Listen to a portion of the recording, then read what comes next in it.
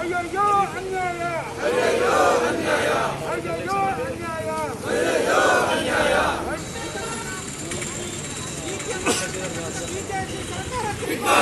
Operation ಕಮಲ ಮಾಡುವ BJP ಸರ್ಕಾರಕ್ಕೆ, ಸ್ವಾಯತ್ತ ಸಂಸ್ಥೆಗಳನ್ನು ಜೀತದಾಳಗಳಂತೆ ನಡೆಸಿಕೊಳ್ಳುವ ಬಿಜೆಪಿಗೆ, ಸ್ವಾಯತ್ತ ಸಂಸ್ಥೆಗಳನ್ನು ಜೀತದಾಳಂತೆ ನಡೆಸಿಕೊಳ್ಳುವ ಬಿಜೆಪಿಗೆ ಪಕ್ಷಕ್ಕೆ ಖಚಿತವಾಗಿ ಸೋಲಾಗ್ತಾ ಇದೆ.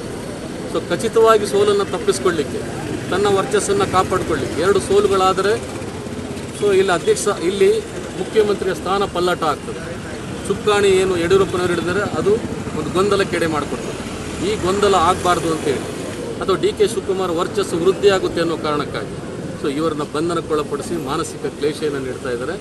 ಇದನ್ನು ಇವತ್ತು ಕಾಂಗ್ರೆಸ್, ನೈಜ ಮತ್ತು ತತ್ವಬದ್ಧ ಕಾಂಗ್ರೆಸ್ಸಿಗರು ಹಾಗೂ ಡಿ ಕೆ ಶಿವಕುಮಾರ್ ನಾವೆಲ್ಲ ಅಭಿಮಾನಿಗಳು ಸೇರಿ ಇವತ್ತು ಅತ್ಯಂತ ಉಗ್ರವಾಗಿ ಖಂಡಿಸ್ತಾ ಇದ್ದೀವಿ. ಈ ನಿಟ್ಟಿನಲ್ಲಿ ಇದು ಸಾಂಕೇತಿಕ ಪ್ರತಿಭಟನೆ ಮಾತ್ರ. ಮುಂದಿನ ದಿನಗಳಲ್ಲಿ ಈ ಹೋರಾಟಗಳು ಬೇರೆ ಸ್ವರೂಪವನ್ನು ಪಡ್ಕೊಳ್ತದೆ. ಸೊ ಇಡೀ ಜಿಲ್ಲೆಯಾದ್ಯಂತ ಈ ಹೋರಾಟಕ್ಕೆ ಚಾಲನೆಯನ್ನು ಸಿಕ್ಕಿದೆ. ಸೊ ಇನ್ನು ಬಂಧನಕ್ಕಾದರೆ ಅದು ಇಡೀ ರಾಜ್ಯ ಒತ್ತಿ ಉರಿಯುವಂಥ ಸನ್ನಿವೇಶ ಸೃಷ್ಟಿಯಾಗ್ತದೆ. ಕಾನೂನು ಸುವ್ಯವಸ್ಥೆಗಳು ಕೂಡ ಧಕ್ಕೆ ಆಗ್ತದೆ. ಹಾಗಾಗಿ ಸ್ವೇಚ್ಛಾಚಾರದಿಂದ ಬೇಕಾಬಿಟ್ಟು ಹೇಗೋ ನಡ್ಕೊಳ್ತೀವಿ ಅಂತ ನೀತಿಯನ್ನು ನಾವು ಕೂಡ ಸಹಿಸಲಿಕ್ಕೆ ಸಾಧ್ಯ ಇಲ್ಲ. ಕಾಂಗ್ರೆಸ್ ತ್ಯಾಗ ಬಲಿದಾನಗಳನ್ನ ಮಾಡಿ ಸ್ವಾತಂತ್ರ್ಯವನ್ನು ಪಡೆದುಕೊಂಡಿದೆ. ಲಾಠಿ ಚಾರ್ಜ್ ಬಂಧನಗಳಿಗೇನು ಹೆದರುವಂಥ ಪ್ರವೃತ್ತಿ ಮತ್ತು ಮನಸ್ಥಿತಿಯವರು ನಾವಿಲ್ಲ. ಅವಶ್ಯಕತೆ ಇದ್ದಾಗ ಅಂಥದ್ದೊಂದು ಹೋರಾಟಕ್ಕೆ ನಾವು ಕಾನೂನನ್ನು ಗೌರವಿಸುವಂಥ ನಾವುಗಳು ಕಾನೂನನ್ನು ಎದುರಿಸ್ಬೋದಂತ ಲಾಠಿ ಚಾರ್ಜ್ಗಳಿಗೆ ಅಥವಾ ಅಶ್ರುವಾಯುಗಳಿಗೆ ಯಾವುದೇ ಎಗ್ಗಿಲ್ಲದೆ ಬಂಧನಕ್ಕೆ ಒಳಗಾಗುವಂಥ ಜೈಲು ಬರೋ ಚಳವಳಿ ನಡೆಸುವಂಥ ಎಲ್ಲ ಚಳವಳಿಗೂ ಕೂಡ ಮಾನಸಿಕವಾಗಿ ನಾವು ತಯಾರಿದ್ದೇವೆ. ನಮ್ಮ ಹಣವನ್ನು ವರ್ಗಾವಣೆ ಮಾಡಿದ್ದನ್ನು ಮುಚ್ಚಿ ಹಾಕಬೇಕು ಅಂದಿರುವ ಉದ್ದೇಶದಿಂದ, ಅದು ಜನರ ಮನಸ್ಸಲ್ಲಿ ಇರಬಾರ್ದು ಅಂತ ಇರುವ ಒಂದೇ ಒಂದು ಉದ್ದೇಶದಿಂದ ಇವತ್ತು ನಮ್ಮ ನಾಯಕರಾದ ನಮ್ಮ ಅಧ್ಯಕ್ಷರಾದಂತಹ ಡಿ ಕೆ ಶಿವಕುಮಾರ್ ಅವರ ಮನೆ ಮೇಲೆ ದಾಳಿ ಮಾಡಿದೆ CBI ಅವರು.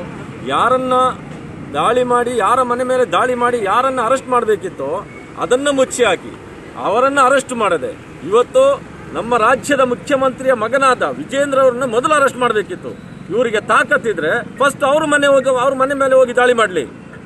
ಇವ್ರ ಮನೆಯಲ್ಲಿ 50 ಲಕ್ಷ ಸಿಕ್ಕಿದೆ ಅಂತ ಹೇಳಿದ್ದಾರೆ.